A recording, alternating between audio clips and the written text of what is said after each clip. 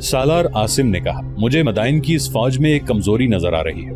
اس فوج میں عیسائیوں کی فوج کے قبیلوں کے لوگ بھی ہیں جو لڑنا تو جانتے ہوں گے لیکن انہیں جنگ اور باقاعدہ مارکے کا تجربہ نہیں۔ میں انہیں ایک مسلح ہجوم کہوں گا۔ دشمن کی دوسری کمزوری وہ سپاہی ہیں جو پچھلے مارکے سے بھاگے ہوئے مدائن کی فوج کو راستے میں ملے تھے۔ مجھے یقین ہے کہ وہ ڈرے ہوئے ہوں گے۔ انہوں نے اپنے ہزاروں ساتھیوں کو تلواروں، تیروں اور برچھیوں کا شکار ہوتے دیکھا ہے۔ پسپائی کی صورت میں وہ سب سے پہلے بھاگیں گے۔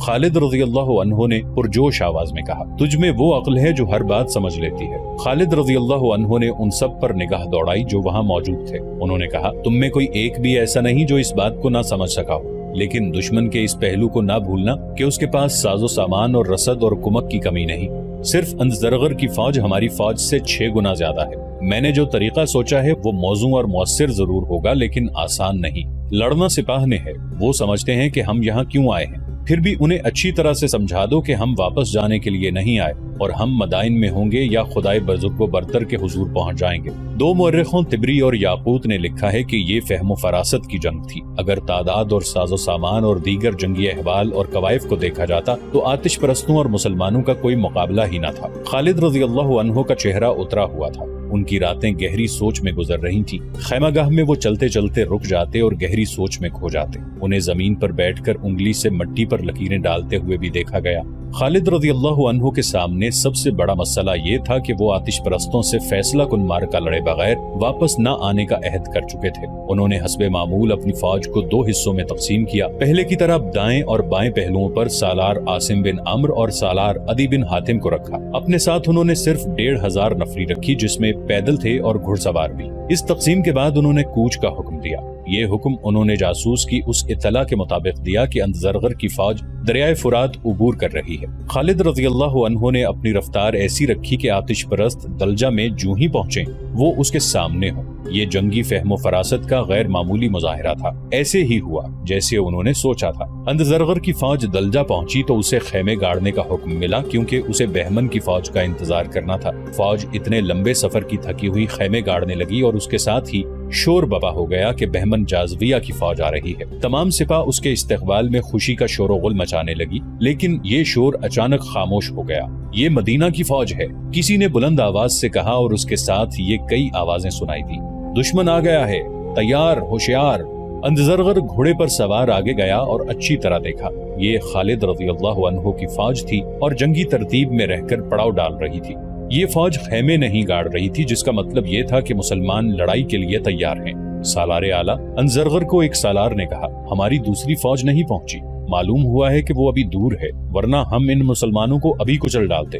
یہ تیار ہیں اور ہماری سپاہ تھکی ہوئی ہے۔ کیا تم نہیں دیکھ رہے کہ ان کی تعداد کتنی تھوڑی ہے؟ انزرغر نے کہا، بمشکل 10,000 ہوں گے۔ میں انہیں چیونٹیوں سے زیادہ کچھ نہیں سمجھتا۔ ان کے گھڑ سوار دستے کہاں ہیں؟ کہاں ہو سکتے ہیں؟ اس کے سالار نے کہا، کھلا میدان ہے، جو کچھ ہے صاف نظر آ رہا ہے۔ معلوم ہوتا ہے کہ ہمارے سالاروں کو اور کمانداروں کو ایک ایک کے 6 نظر آتے رہے ہیں۔ انزرغر نے کہا، شکست کھا کر بھاگنے والوں نے مدائن میں بتایا تھا کہ مسلمانوں کا رسالہ بڑا زبردست ہے اور اس کے سوار لڑنے کے اتنے ماہر ہیں کہ کسی کے ہاتھ نہیں آتے۔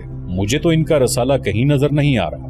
ہمیں جھوٹی اطلاعیں دی گئی ہیں۔ سالار نے کہا، ہم بہمن کا انتظار نہیں کریں گے، اس کے آنے تک ہم ان مسلمانوں کو ختم کر چکے ہوں گے۔ مورخوں نے لکھا ہے کہ مسلمانوں کے گھڑ سوار وہاں نہیں تھے، وہیں تھوڑے سے سوار تھے جو پیادوں کے ساتھ تھے یا خالد رضی اللہ عنہ کے ساتھ کچھ گھڑ سوار محافظ تھے۔ آتش پرستوں کے حوصلے بڑھ گئے۔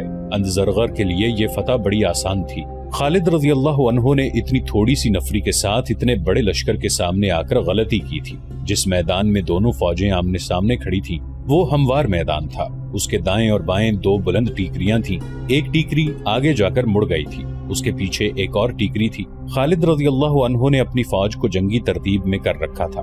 ادھر آتش پرست بھی جنگی ترتیب میں ہو گئے اور دونوں فوجوں کے سالار ایک دوسرے کا جائزہ لینے لگے۔ خالد رضی اللہ عنہ نے دیکھا کہ آتش پرستوں کے پیچھے دریا تھا، لیکن انزرغر نے اپنی فوج کو دریا سے تقریباً 1 میل دور رکھا تھا۔ آتش پرستوں کے پہلے سالاروں نے اپنا عقب دریا کے بہت قریب رکھا تھا تاکہ عقب محفوظ رہے، لیکن انزرغر نے اپنے عقب کی اتنی احتیاط نہ کی۔ اسے یقین تھا کہ یہ مٹھی بھر مسلمان اس کے عقب میں آنے کی جرت نہیں کریں گے۔ زرتشت کے پجاریوں، انزرغر نے اپنی سپاہ سے خطاب کیا، یہ ہیں وہ مسلمان جن سے ہمارے ساتھیوں نے شکست کھائی ہے، انہیں اپنی آنکھوں سے دیکھ لو۔ کیا ان سے شکست کھا کر تم ڈوب نہیں مرو گے؟ کیا تم انہیں فوج کہو گے؟ یہ ڈاکوؤں اور لٹیروں کا گروہ ہے، ان میں سے کوئی ایک بھی زندہ نہ جائے۔ وہ دن یوں ہی گزر گیا۔ سالار ایک دوسرے کی فوج کو دیکھتے اور اپنی اپنی فوج کی ترتیب سیدھی کرتے رہے۔ اگلے روز خالد رضی اللہ عنہ نے اپنی فوج کو حملے کا حکم دے دیا۔ فارس کی فوج تے در تے کھڑی تھی۔ مسلمانوں کا حملہ تیز اور شدید تھا، لیکن دشمن کی تعداد اتنی زیادہ تھی کہ مسلمانوں کو پیچھے ہٹنا پڑا۔ دشمن نے اپنی اگلی صف کو پیچھے کر کے تازہ دم سپاہیوں کو آگے کر دیا۔ خالد رضی اللہ عنہ نے ایک اور حملے کے لیے اپنے چند ایک دستوں کو آگے بھیجا۔ گھمسان کا مارکا رہا، لیکن مسلمانوں کو پیچھے ہٹنا پڑا۔ آتش پرستوں کی تعداد بھی زیادہ تھی اور وہ نیم زرہ پوش بھی تھے۔ مسلمانوں کو یوں محسوس ہوا جیسے وہ ایک دیوار سے ٹکرا کر واپس آ گئے۔ خالد رضی اللہ عنہ نے کچھ دیر اور حملے جاری رکھے، مگر مجاہدین تھکن محسوس کرنے لگے۔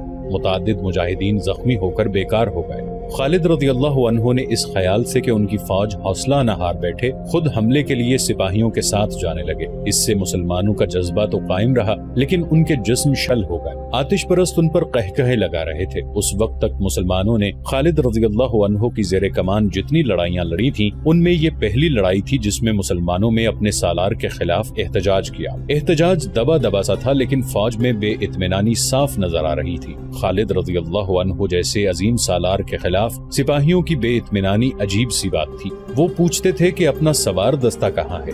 وہ محسوس کر رہے تھے کہ خالد رضی اللہ عنہ اپنے مخصوص انداز سے نہیں لڑ رہے۔ خالد رضی اللہ عنہ سپاہیوں کی طرح ہر حملے میں آگے جاتے تھے، پھر بھی ان کے سپاہیوں کو کسی کمی کا احساس ہو رہا تھا۔ دشمن کی اتنی زیادہ نفری دیکھ کر بھی مسلمانوں کے حوصلے ٹوٹتے جا رہے تھے۔ انہیں شکست نظر آنے لگی تھی۔ آتش پرستوں نے ابھی ایک بھی ہلہ نہیں بولا تھا۔ اندزرغر مسلمانوں کو تھکا کر حملہ کرنا چاہتا تھا۔ مسلمان تھک چکے تھے۔ خالد رضی اللہ عنہ اپنی فوج کی یہ کیفیت دیکھ رہے تھے، اس لیے انہوں نے حملے روک دیے تھے۔ وہ سوچ ہی رہے تھے کہ اب کیا چال چلیں کہ آتش پرستوں کی طرف سے ایک دیو ہیکل آدمی سامنے آیا اور اس نے مسلمانوں کو للکار کر کہا کہ جس میں میرے مقابلے کی ہمت ہے آگے آ جائے۔ یہ 1000 مرد پہلوان اور تیغزن تھا۔ فارس میں 1000 مرد کا لقب اس جنگجو پہلوان کو دیا جاتا تھا جسے کوئی شکست نہیں دے سکتا تھا۔ 1000 مرد کا مطلب تھا کہ یہ ایک آدمی 1000 آدمیوں کے برابر ہے۔ اندزرغر اس دیو کو آگے کر کے مسلمانوں کا تماشا دیکھنا چاہتا تھا۔ مسلمانوں میں اس کے مقابلے میں اترنے والا کوئی نہ تھا۔ خالد رضی اللہ عنہ گھوڑے سے کود کر اترے، تلوار نکالی اور 1000 مرد کے سامنے جا پہنچے۔ کچھ دیر دونوں کی تلواریں ٹکراتی رہیں اور دونوں پینترے بدلتے رہے۔ آتش پرست پہلوان مست بھینسا لگتا تھا۔ اس میں اتنی طاقت تھی کہ اس کا ایک وار انسان کو 2 حصوں میں کاٹ دیتا۔ خالد رضی اللہ عنہ نے یہ طریقہ اختیار کیا کہ وار کم کر دیے، اسے وار کرنے کا موقع دیتے رہے تاکہ وہ تھک جائے۔ اس پر انہوں نے یہ ظاہر کیا جیسے وہ خود تھک کر چور ہو گئے ہوں۔ ایرانی پہلوان خالد رضی اللہ عنہ کو کمزور اور تھکا ہوا آدمی سمجھ کر ان کے ساتھ کھیلنے لگا۔ کبھی تلوار گھما کر کبھی اوپر سے نیچے کو وار کرتا اور کبھی وار کرتا اور ہاتھ روک لیتا۔ وہ طنزیہ کلامی بھی کر رہا تھا۔ وہ اپنی طاقت کے گھمنڈ میں لاپرواہ سا ہو گیا تھا۔ ایک بار اس نے تلوار یوں گھمائی جیسے خالد رضی اللہ عنہ کی گردن کاٹ دے گا۔ خالد رضی اللہ عنہ یہ وار اپنی تلوار پر روکنے کی بجائے تیزی سے پیچھے ہٹ گئے۔ پہلوان کا وار خالی گیا تو وہ گھوم گیا۔ اس کا پہلو خالد رضی اللہ عنہ کے آگے ہو گیا۔ خالد رضی اللہ عنہ اسی کے انتظار میں تھے۔ انہوں نے نوک کی طرف سے پہلوان کے پہلو میں تلوار کا اس طرح وار کیا کہ برچھی کی طرح تلوار اس کے پہلو میں اتارتی۔ وہ گرنے لگا تو خالد رضی اللہ عنہ نے اس کے پہلو سے تلوار کھینچ کر ایسا ہی ایک اور وار کیا اور تلوار اس کے پہلو میں دور اندر تک لے گئے۔ طبری اور ابو یوسف نے لکھا ہے کہ پہلوان گرا اور مر گیا۔ خالد رضی اللہ عنہ اس کے سینے پر بیٹھ گئے اور حکم دیا کہ انہیں کھانا دیا جائے۔ انہیں کھانا دیا گیا جو انہوں نے 1000 مرد کی لاش پر بیٹھ کر کھایا۔ اس انفرادی مارکے نے مسلمانوں کے حوصلے میں جان ڈال دی۔ آتش پرست سالار انزرغر نے بھانپ لیا تھا کہ مسلمان تھک گئے ہیں، چنانچہ اس نے حملے کا حکم دے دیا۔ اسے بجا طور پر اپنی فتح کی پوری امید تھی۔ یہ آتش پرست سمندر کی موجوں کی طرح آئے۔ مسلمانوں کو اب کچلے جانا تھا۔ انہوں نے اپنی جانیں بچانے کے لیے بے جگری سے مقابلہ کیا۔ ایک ایک مسلمان کا مقابلہ 10-10 12-12 آتش پرستوں سے تھا۔ اب ہر مسلمان ذاتی جنگ لڑ رہا تھا۔ اس کے باوجود انہوں نے ڈسپلن کا دامن نہ چھوڑا اور بھگدڑ نہ مچنے دی۔ اس موقع پر بھی سپاہیوں کو خیال آیا کہ خالد رضی اللہ عنہ اپنے پہلوؤں کو اس طریقے سے کیوں نہیں استعمال کرتے جو ان کا مخصوص طریقہ تھا۔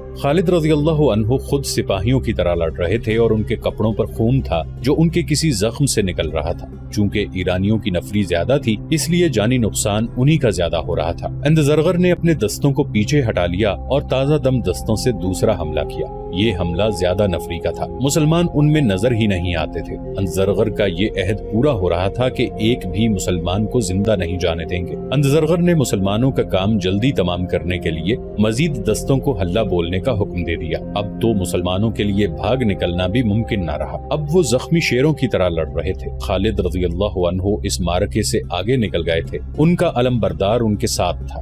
انہوں نے علم اپنے ہاتھ میں لے کر اوپر کیا اور ایک بار دائیں اور ایک بار بائیں کیا، پھر علم بردار کو دے دیا۔ یہ ایک اشارہ تھا۔ اس کے ساتھ ہی میدان جنگ کے پہلوؤں میں جو ٹیکریاں تھیں ان میں سے 2000 گھڑ سوار نکلے۔ ان کے ہاتھوں میں برچیاں تھیں جو انہوں نے آگے کر لی۔ گھوڑے سر پر دوڑے آ رہے تھے۔ وہ ایک ترتیب میں ہو کر آتش پرستوں کے عقب میں آ گئے۔ جنگ کے شور و غل میں آتش پرستوں کو اس وقت پتا چلا کہ ان پر عقب سے حملہ ہو گیا ہے جب مسلمانوں کے گھڑ سوار ان کے سر پر آ گئے تھے۔ یہ تھے مسلمانوں کے وہ سوار دستے جنہیں انزرغر ڈھونڈ رہا تھا۔ خود خالد رضی اللہ عنہ کی سپاہ پوچھ رہی تھی کہ اپنے سوار دستے کہاں ہیں۔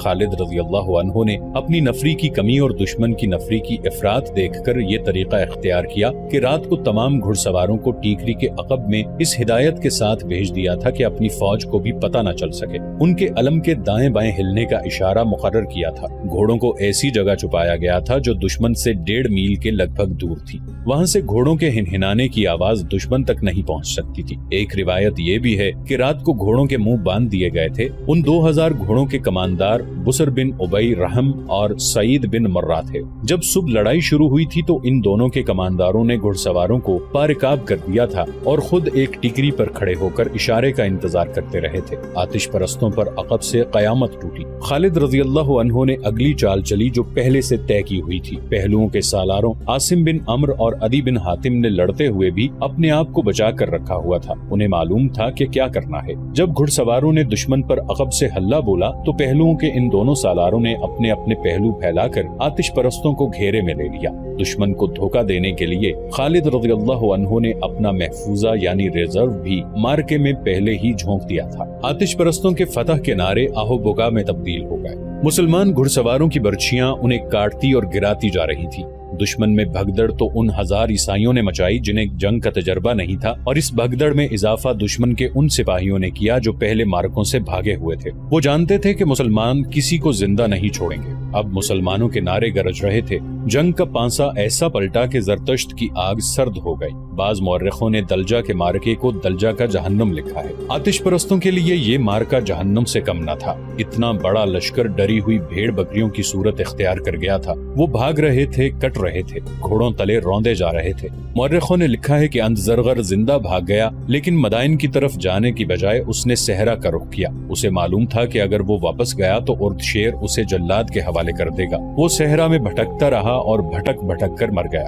دوسرے آتش پرست سالار بہمن جازویہ کی فوج ابھی تک دلجا نہیں پہنچی تھی۔ مسلمانوں کو ایسا ہی ایک اور مارکا لڑنا تھا۔ آتش پرستوں کے دوسرے سالار بہمن جازویہ کو بھی دلجا پہنچنا تھا اور کسرا اردشیر کے مطابق اس کے لشکر کو اپنے ساتھی سالار انزرغر کے لشکر کے ساتھ مل کر خالد رضی اللہ عنہ کے لشکر پر حملہ کرنا تھا، مگر وہ دلجا سے کئی میل دور تھا اور اسے یقین تھا کہ وہ اور انزرغر مسلمانوں کو تو کچل ہی دیں گے، جلدی کیا ہے۔ اس کا لشکر آخری پڑاؤ سے چلنے لگا تو 4-5 سپاہی پڑاؤ میں داخل ہوئے۔ ان میں 2 زخمی تھے اور جو زخمی نہیں تھے ان کی سانسیں پھولی ہوئی تھی۔ تھکن اتنی کہ وہ قدم گھسیٹ رہے تھے۔ چہروں پر خوف اور شب بیداری کے تاثرات تھے اور ان تاثرات پر دھول کی تہ چڑھی ہوئی تھی۔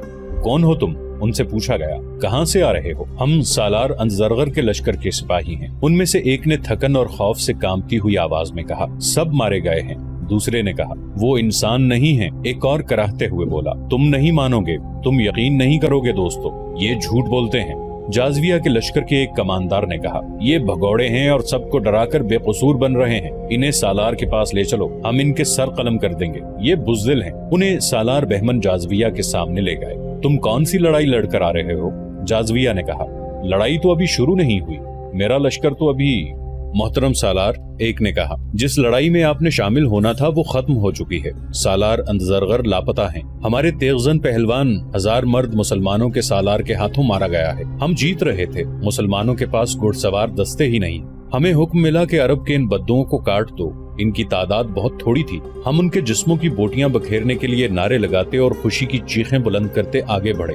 جب ہم ان سے الجھ گئے تو ہمارے پیچھے سے نہ جانے کتنے ہزار گھڑ سوار ہم پر آ پڑے۔ پھر ہم میں سے کسی کو اپنا ہوش نہ رہا۔ سالار اعلی مقام زخمی سپاہی نے ہانپتے ہوئے کہا، سب سے پہلے ہمارا جھنڈا گرا، کوئی حکم دینے والا نہ رہا، ہر طرف نفسا نفسی اور بھگدڑ تھی، مجھے اپنوں کی صرف لاشیں نظر آتی تھی۔ میں کس طرح یقین کر لوں کہ اتنے بڑے لشکر کو اتنے چھوٹے لشکر نے شکست دی ہے؟ جازویہ نے کہا۔ اتنے میں اسے اطلاع دی گئی کہ چند اور سپاہی آئے ہیں، انہیں بھی اس نے سامنے کھڑا کر دیا۔ یہ 13-14 سپاہی تھے، ان کی حالت اتنی بری تھی کہ 3-4 گر پڑنے کے انداز سے بیٹھ گئے۔ تم مجھے ان میں سب سے زیادہ پرانے سپاہی نظر آتے ہو۔ جازویہ نے ایک ادھیڑ عمر سپاہی سے جس کا جسم توانا تھا کہا، کیا تم مجھے بتا سکتے ہو کہ میں نے جو سنا ہے یہ کہاں تک سچ ہے؟ تم یہ بھی جانتے ہوگے کہ بزدلی کی، میدان جنگ سے بھاگ آنے کی اور جھوٹ بولنے کی سزا کیا ہے؟ اگر آپ نے یہ سنا ہے کہ سالار اندزرغر کی فوج مدینہ کی فوج کے ہاتھوں کٹ گئی ہے تو ایسا ہی سچ ہے جیسا آپ سالار ہیں اور میں سپاہی ہوں، اس پرانے سپاہی نے کہا، اور یہ ایسے ہی سچ ہے جیسے وہ آسمان پر سورج ہے اور ہم سب زمین پر کھڑے ہیں۔ میں نے مسلمانوں کے خلاف یہ تیسری لڑائی لڑی ہے، ان کی نفری تینوں لڑائیوں میں کم تھی، بہت کم تھی۔ زرتشت کی قسم، میں جھوٹ بولوں تو یہ آگ مجھے جلا دے جس کی میں پوجا کرتا ہوں۔ ان کے پاس کوئی ایسی طاقت ہے جو نظر نہیں آتی، ان کی یہ طاقت اس وقت ہم پر حملہ کرتی ہے جب انہیں شکست ہونے لگتی ہے۔ مجھے اس لڑائی کا بتاؤ۔ سالار بہمن جازویہ نے کہا، تمہارے لشکر کو شکست کس طرح ہوئی؟ اس سپاہی نے پوری تفصیل سے سنایا کہ کس طرح مسلمان اچانک سامنے آ گئے اور انہوں نے حملہ کر دیا اور اس کے بعد یہ معرکہ کس طرح لڑا گیا۔ ان کی وہ جو طاقت ہے جس کا میں نے ذکر کیا ہے، سپاہی نے کہا، وہ گھڑ سوار دستے کی صورت میں سامنے آئی۔ اس دستے میں ہزاروں گھوڑے تھے، ان کے حملے سے پہلے یہ گھوڑے کہیں نظر نہیں آئے تھے، اتنے ہزار گھوڑوں کو کہیں چھپایا نہیں جا سکتا۔ ہمارے پیچھے دریا تھا، گھوڑے دریا کی طرف سے آئے اور ہمیں اس وقت پتا چلا جب مسلمان سواروں نے ہمیں کاٹنا اور گھوڑے تلے روندنا شروع کر دیا۔ اعلیٰ مقام، یہ ہے وہ طاقت جس کی میں بات کر رہا ہوں، تم میں ایمان کی طاقت ہے۔ خالد رضی اللہ عنہ اپنے لشکر سے خطاب کر رہے تھے، یہ خدائے وحدہ لا شریک کا فرمان ہے کہ تم میں صرف 20 ایمان والے ہوئے تو وہ 200 کفار پر غالب آئیں گے۔ آتش پرستوں کا لشکر اور ان کے ساتھی عیسائی بھاگ کر دور نکل گئے تھے۔ میدان جنگ میں لاشیں بکھری ہوئی تھیں اور ایک طرف مال غنیمت کا انبار لگا ہوا تھا۔ خالد رضی اللہ عنہ اس انبار کے قریب اپنے گھوڑے پر سوار اپنی فوج سے خطاب کر رہے تھے۔ خدا کی قسم، خالد رضی اللہ عنہ کہہ رہے تھے، قرآن کا فرمان تم سب نے عملی صورت میں دیکھ لیا ہے، کیا تم آتش پرستوں کے لشکر کو دیکھ کر گھبرا نہیں گئے تھے؟ آنے والی نسلیں کہیں گی کہ یہ کمال خالد بن ولید کا تھا کہ اس نے اپنے سواروں کو چھپا کر رکھا ہوا تھا اور انہیں اس وقت استعمال کیا جب دشمن مسلمانوں کو کاٹنے اور کچلنے کے لیے آگے بڑھایا تھا۔ لیکن میں کہتا ہوں کہ یہ کرشمہ ایمان کی قوت کا تھا۔ خدا ان کے ساتھ ہوتا ہے جو اس کے رسول صلی اللہ علیہ وآلہ وسلم کی ذات پر ایمان لاتے ہیں۔ میرے دوستو، ہمیں اور آگے جانا ہے، یہ آتش پرستوں کی نہیں اللہ کی سرزمین ہے اور ہمیں زمین کے آخری سرے تک اللہ کا پیغام پہنچانا ہے۔ میدان جنگ فتح و نصرت کے نعروں سے گونج رہا تھا۔ اس کے بعد خالد رضی اللہ عنہ نے اپنی سپاہ میں مال غنیمت تقسیم کیا۔ معلوم ہوا کہ اب کے مال غنیمت پہلی دونوں جنگوں کی نسبت کہیں زیادہ ہے۔ خالد رضی اللہ عنہ نے حسب معمول مال غنیمت کا 5واں حصہ بیت المال کے لیے مدینہ بھجوا دیا۔ اس وقت تک آتش پرستوں کے سالار بہمن جازویہ کو پوری طرح یقین آ گیا تھا کہ اندزرغر کا لشکر مسلمانوں کے ہاتھوں کٹ گیا ہے اور اندزرغر ایسا بھاگا ہے کہ لاپتہ ہو گیا ہے۔ بہمن جازویہ نے اپنے ایک سالار جابان کو بلایا۔ تم اندزرغر کا انجام سن چکے ہو؟ جازویہ نے کہا، ہمارے لیے کسرا کا حکم یہ تھا کہ ہم دلجہ میں اندزرغر کے لشکر سے جا ملیں۔ اب وہ صورت ختم ہو گئی ہے، کیا تم نے سوچا ہے کہ اب ہمیں کیا کرنا چاہیے؟ ہم اور جو کچھ بھی کریں، جابان نے کہا، ہمیں بھاگنا نہیں چاہیے۔ لیکن جابان، جازویہ نے کہا، ہمیں اب کوئی کارروائی اندھا دھند نہیں کرنی چاہیے۔ مسلمان ہمیں تیسری بار شکست دے چکے ہیں۔ کیا تم نے محسوس نہیں کیا کہ وہ وقت گزر گیا ہے کہ ہم مدینہ کے لشکر کو صحرائی لٹیرے اور بدو کہا کرتے تھے؟ اب ہمیں سوچ سمجھ کر آگے بڑھنا ہوگا۔ ہماری ان تینوں شکستوں کی وجہ صرف یہ معلوم ہوتی ہے کہ ہمارا جو بھی سالار مدینہ والوں سے ٹکر لینے گیا وہ اس انداز سے گیا جیسے وہ چند ایک صحرائی قزاقوں کی سرکوبی کے لیے جا رہا ہو۔ جابان نے کہا، جو بھی گیا وہ دشمن کو حقیر اور کمزور جان کر گیا۔ ہماری آنکھیں پہلی شکست میں ہی کھل جانی چاہیے تھی، لیکن ایسا نہیں ہوا۔ آپ نے بھی تو کچھ سوچا ہوگا۔ سب سے پہلی سوچ تو مجھے یہ پریشان کر رہی ہے، جازویہ نے کہا، کہ کسرا اردشیر بیمار پڑا ہے۔ میں جانتا ہوں اسے پہلی 2 شکستوں کے صدمے نے بستر پر ڈال دیا ہے، ایک اور شکست کی خبر اسے لے ڈوبے گی۔ یہ بھی ہو سکتا ہے کہ اس شکست کی خبر پہنچانے والے کو وہ قتل ہی کرا دے۔ لیکن جازویہ، جابان نے کہا، ہم کسرا کی خوشنودی کے لیے نہیں لڑ رہے، ہمیں زرتشت کی عظمت اور آن کی خاطر لڑنا ہے۔ मैं तुमसे एक मशवरा लेना चाहता हूँ जाबान, जाज़विया ने कहा। तुम देख रहे हो कि किसरा ने हमें जो हुक्म दिया था वो बेमकसद हो चुका है। मैं मदाइन चला जाता हूँ, किसरा से नया हुक्म लूंगा। मैं उसके साथ कुछ और भी बातें करना चाहता हूँ। उसे भी ये कहने की आदत हो गई है कि जाओ और मुसलमानों को कुचल डालो। उसे अभी तक किसी ने नहीं बताया कि जंगी ताकत सिर्फ हमारे पास नहीं